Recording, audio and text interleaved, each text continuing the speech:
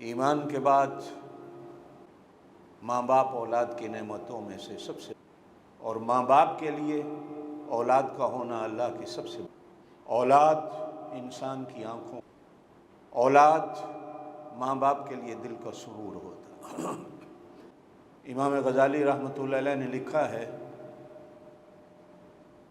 آنکھوں کا نور ہونے کے ساتھ ساتھ دل کا سرور ہونے کے ساتھ ساتھ اولاد ماں باپ کے لیے ایک امانت، ایمان بھی اللہ کی ایک امانت ہے، دین جو اللہ نے ہمیں دیا یہ بھی ہمارے پاس ایک امانت ہے۔ ان امانتوں کا بھی قیامت کے دن ہم سے حساب ہونا، یہ وجود، یہ جان، اس کی ہر ایک چیز اللہ کی امانت ہے، اس کا بھی ہم نے اللہ کو حساب دینا۔ اولاد بھی ایک امانت ہے، قیامت والے دن اولاد کے بارے میں بھی ماں باپ سے پوچھ۔ ایک حدیث کے اندر فرمایا گیا، یتیم وہ نہیں ہوتا جس کا ماں باپ، اصل یتیم وہ بچہ ہوتا ہے جس کی تربیت، اصل یتیم وہ ہوتا ہے کہ ماں باپ ہونے کے باوجود وہ یتیم ہو، کہ ماں باپ اس کی تربیت کا خیال نہ کریں، ماں باپ اس پر توجہ نہ کریں، ماں باپ اس کی دین کی فکر نہ کریں، اصل یتیم وہ ہوتا۔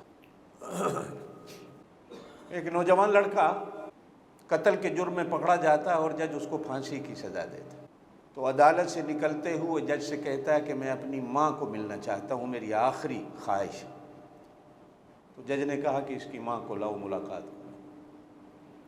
ماں کو لایا گیا تو کہنے لگا میں نے ماں کے کان میں کو بات کرنی ہے۔ ماں نے کان آگے کیا تو اس نے دانتوں سے ماں کے کان کو کاٹ کھایا۔ جج نے کہا بے وقوف آدمی، پہلے تجھے پھانسی کی سزا ہوئی،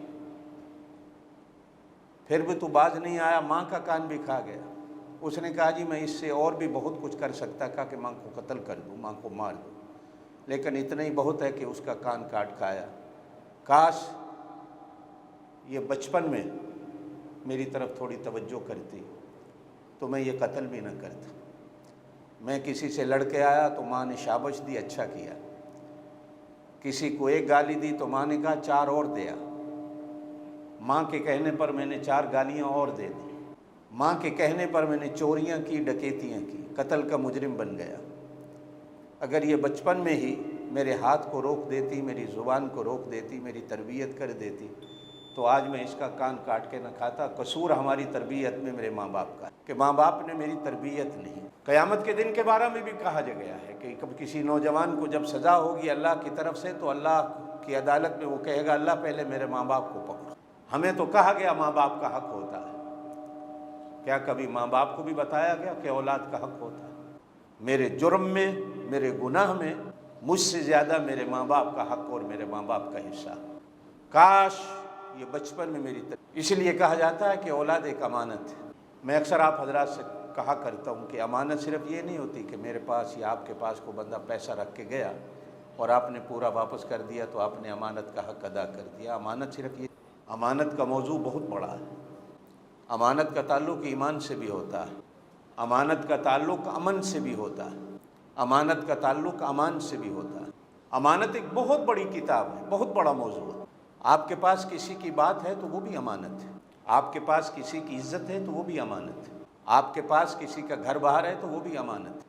اللہ کی طرف سے دیا ہوا ایمان بھی ایک امانت ہے، اور اللہ پاک کی طرف سے دی گئی اولاد بھی ایک امانت ہوتی ہے۔ نہیں ہوتی اولاد تو آدمی کتنے پاپڑ پیلتا ہے اولاد کے ہونے کے، اور ہوتی ہے تو پھر آدمی کو کتنے پاپڑ پیلنے پڑتے ہیں ان کی تربیت کے لیے۔ کسی صورت میں چھوٹ نہیں ہوتی۔ نہ ہونے پر کبھی کبھی آدمی اپنے ایمان کو برباد کر بیٹھتا ہے۔